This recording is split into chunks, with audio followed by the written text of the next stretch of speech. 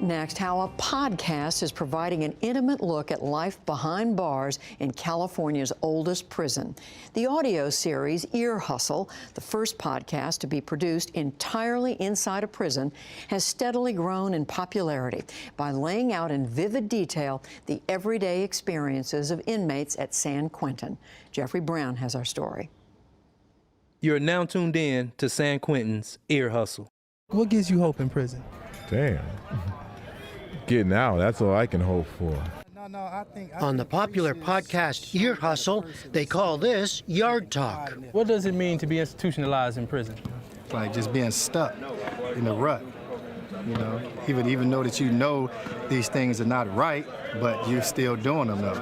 For the inmates at San Quentin, it's a chance to be heard far beyond these prison walls. My name is Ronnie Mohammed.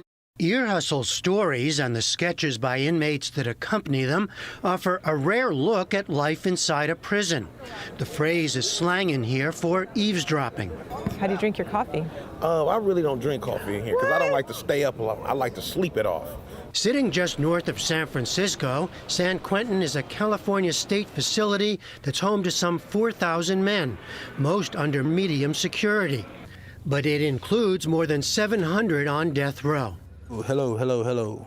It's a place known for its education and work opportunities for prisoners, including a media lab where we watch the show's co-hosts in action. First, are y'all called L7s? Inmate Earlonne Woods and Nigel Poor, a San Francisco-based artist who's been volunteering in San Quentin since 2011. The purpose of the podcast is to try to tell the everyday stories of life inside prison and trying to find the commonalities between what happens inside and what happens outside of prison.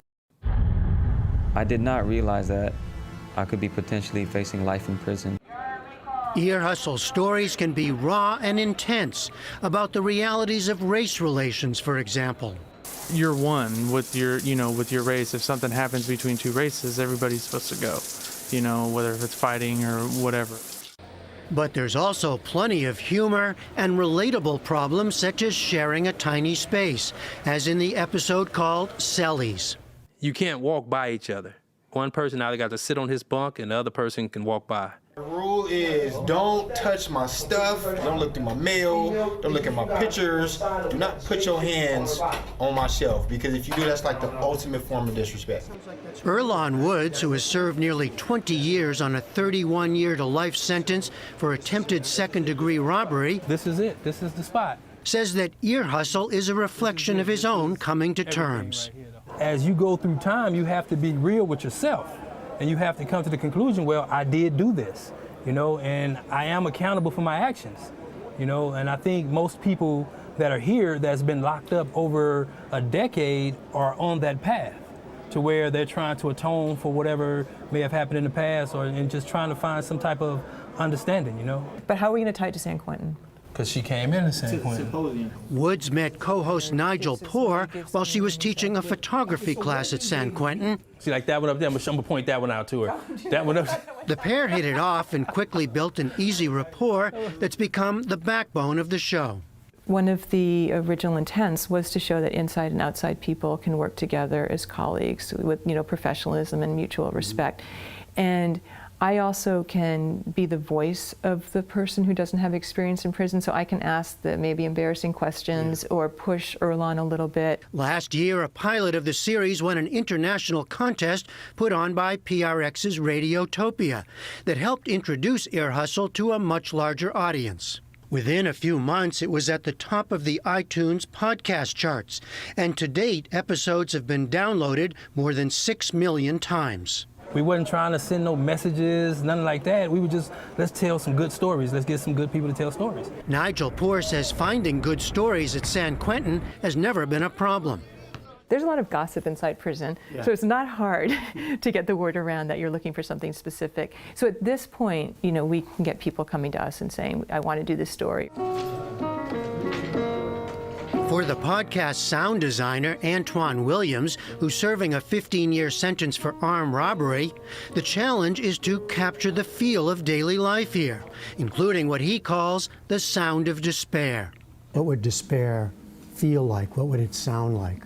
It can be just the sound of breathing.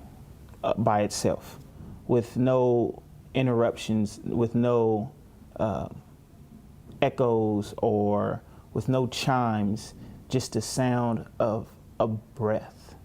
Ear Hustle follows the long tradition of inmate-produced content at San Quentin.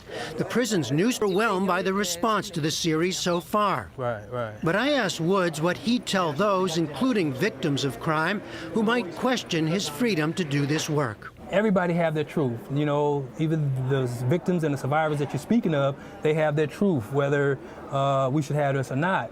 But I believe that the whole purpose of the Department of Corrections or prisons is for one to correct themselves. So if the underlying reasons for prisons is for us to correct ourselves, it should be some type of rehabilitative services. Oh, I'm looking through these prison bars. Woods and the rest of the team are now at work on season 2 of Ear Hustle, set for next March. For the PBS NewsHour, I'm Jeffrey Brown in San Quentin Prison, California.